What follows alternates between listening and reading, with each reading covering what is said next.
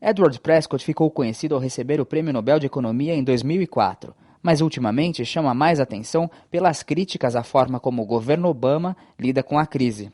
Ele explicou algumas dessas críticas no EXAME FÓRUM em 11 de maio. A seguir você confere os principais trechos da palestra de Prescott.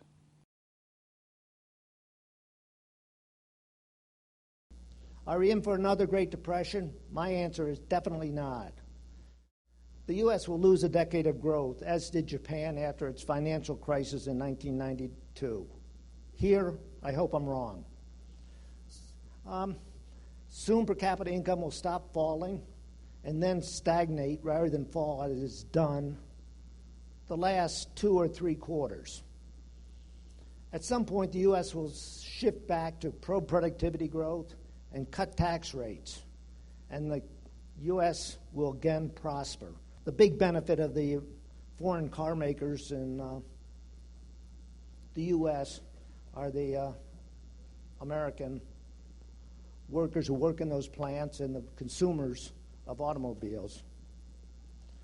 By the way, one good sign for the U.S. was that they appear to be letting Chrysler and GM go bankrupt.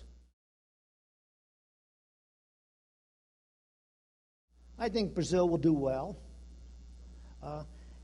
It seems to be that the fundamentals are here, and it even could begin to experience rapid catch-up to the industrial leaders. And this could start in the relatively near future, but must have good policies.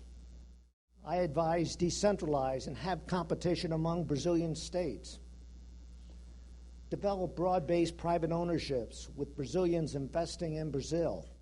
Brazil is becoming integrated, but it should become even more integrated with the advanced industrial countries by exporting high technology goods, having more Brazilian multinationals with operations abroad. There's the diffusion of knowledge.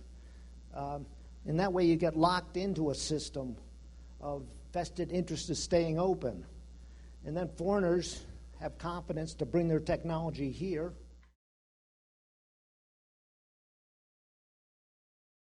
All countries that follow the policy that I just outlined catch up and become rich. Rich is defined to be at half the industrial leader. Arbitrary definition.